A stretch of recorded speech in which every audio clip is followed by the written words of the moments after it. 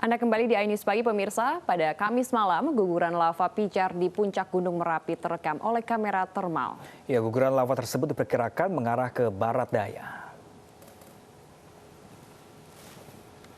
Berdasarkan pantauan kamera termal di BPTKG Yogyakarta, guguran lava pijar mulai muncul di puncak Gunung Merapi. Namun secara visual, Gunung Merapi tidak teramati karena tertutup awan dan juga kabut.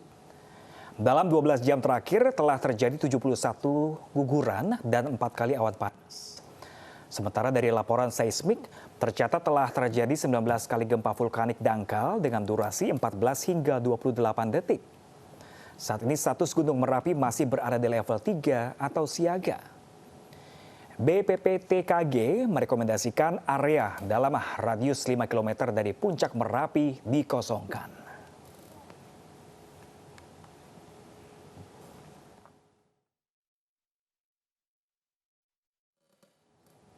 Sementara itu, pemirsa, aktivitas Gunung Merapi yang berada di perbatasan daerah istimewa Yogyakarta dan Provinsi Jawa Tengah terus meningkat. Status Gunung Merapi berada di level 3 waspada dengan radius aman maksimal 5 km.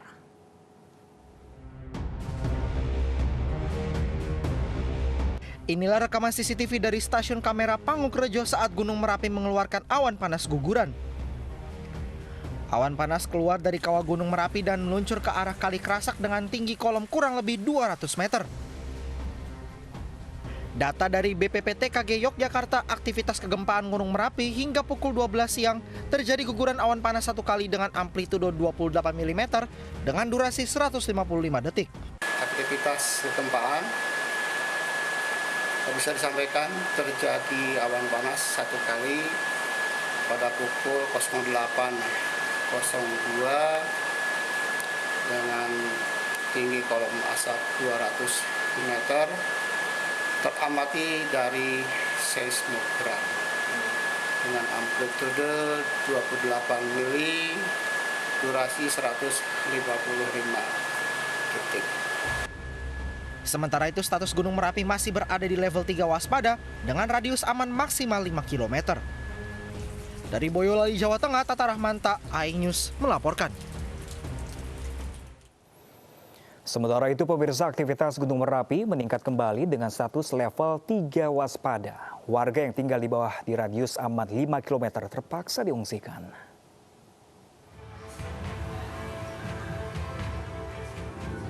Ratus warga Dusun Babadan 1, Desa Paten, Kecamatan Dukun, mengungsi di Desa Bayurojo, Kecamatan Mertoyudan, Magelang sejak Selasa sore. Sebagai pencegah penyebaran COVID-19 dan sesuai protokol kesehatan, pengungsi anak-anak, ibu hamil, dan manula dipisahkan dengan bilik penyekat. Sementara itu, logistik untuk pengungsi di Desa Bayurojo masih cukup hingga 1 minggu ke depan.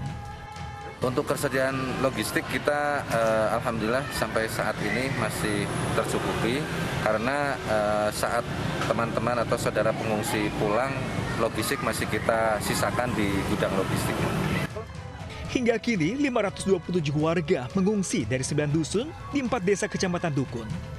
Mereka ditempatkan di 5 lokasi pengungsian di Kabupaten Magelang. Para pengungsi ini sebelumnya sempat pulang ke rumah, tetapi kemudian dievakuasi lagi ke barak pengungsi seiring meningkatnya aktivitas Gunung Merapi. Dari Magelang, Jawa Tengah, Puji Hartono, iNews melaporkan. Pemirsa, akibat hujan deras yang turun selama beberapa jam dan luapan air sungai, sejumlah titik di kawasan Sidoarjo Utara, Jawa Timur tergenang. Akibatnya arus lalu lintas dari arah Sidoarjo menuju Surabaya sempat terhambat.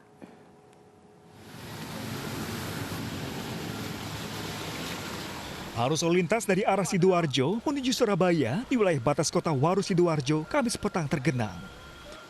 Akibatnya kemacetan panjang terjadi, mulai kawasan Aloha Gedangan hingga Layang Waru. Akibat hujan deras, genangan air setinggi lutut orang dewasa akibat luapan sungai di kawasan Waru. Akibat genangan ini, tidak sedikit kendaraan bermotor yang mogok.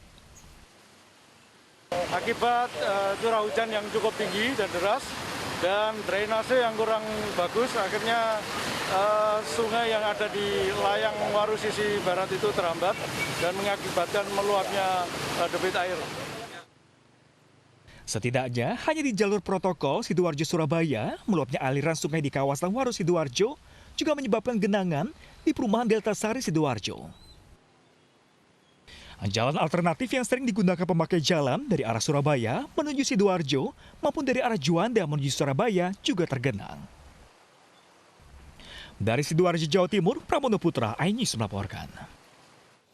Ya, pemirsa, bukit dan lahan warga seluas 4.000 meter persegi di dusun Desa Tirto Mulyo, Pelantungan longsor dan mengancam permukiman warga. Bukit longsor akibat guyuran hujan selama beberapa hari dan gerusan aliran sungai. Video yang diambil dari udara ini memperlihatkan bukit dan lahan vegetasi perkebunan warga dusun Wonotirto, Desa Tirto Mulyo, Kecamatan Pelantungan, Kendal, Jawa Tengah longsor. Rekahan bukit sangat dekat dengan permukiman warga yang tak kurang dari 50 meter. Tinggi longsor mencapai 50 meter hingga 70 meter dengan lebar mencapai 100 meter. Tanaman warga seperti kayu sengon, melinjo, kopi aren, pete, dan jengkol ikut terbawa material longsor. Kepala Dusun Wonotirto Suratmin Misrom mengatakan longsor terjadi sejak hari Minggu dan masih terjadi pada Rabu sore. Warga khawatir longsor akan menimpa permukiman warga. Jam 3 tanggal 3 Januari 2021 sampai sekarang belum berhenti. Berarti masih sering terjadi longsor susulan terus, Pak? Masih, bukannya setiap jam, bukan Mas, setiap menit. Ada kelongsoran. Meskipun kecil. Ya, meskipun kecil. Dan berimbas pada ini yang besar ini, Pak. Pemirsa, Jalan Nasional penghubung Kota Medan dan Aceh Tenggara di Desa Sitinjo, Kabupaten Dairi, Sumatera Utara putus akibat longsor. Longsor pun terjadi akibat hujan yang deras dan gorong-gorong yang tersumbat.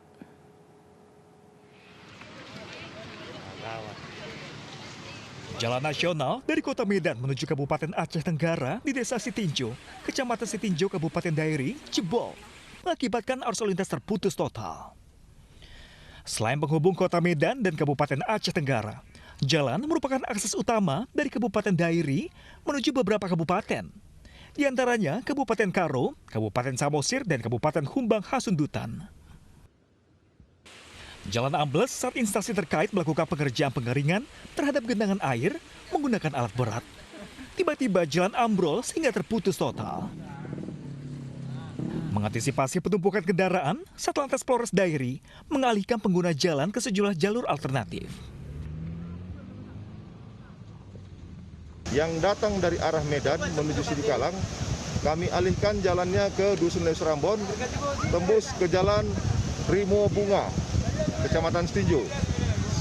Dan yang dari Sidikalang mau menuju Medan, kami alihkan dari Dusun Hutatika, tembus ke Jalan KLK, Kecamatan Sitinjo, Kabupaten Dairi. Menurut warga, diduga jalan ambrol akibat lambannya penanganan instansi terkait mengenai genangan air akibat hujan dan gorong-gorong yang tersumbat. Warga sudah sering melaporkan, namun tak juga diperbaiki. Dari Dairi, Sumatera Utara, Irwansyah Sitepu, iNews melaporkan. Pemirsa, seekor harimau Sumatera di Langkat, Sumatera Utara terekam oleh kamera saat memangsa ternak milik warga. Ya, peristiwa ini terjadi berulang kali dan meresahkan warga sekitar.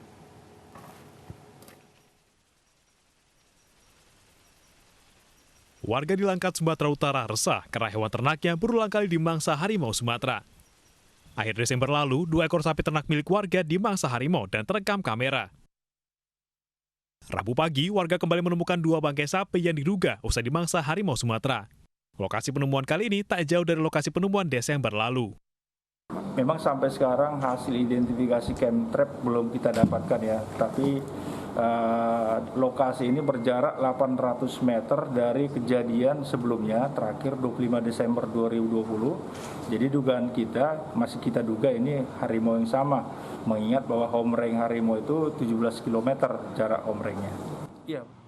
BPKSDA Sumatera Utara mengimbau masyarakat agar tidak meninggalkan hewan ternaknya di hutan serta mengurangi aktivitas di luar rumah pada malam hari. Dari Medan, Sumatera Utara, Ahmad Ridwan Nasution, iNews melaporkan. Pemirsa, usai jeda kami punya informasi menarik terkait wajah baru Masjid Istiqlal. Ya, seperti apa keunikannya selengkapnya sesaat lagi pemirsa. Tetaplah bersama kami.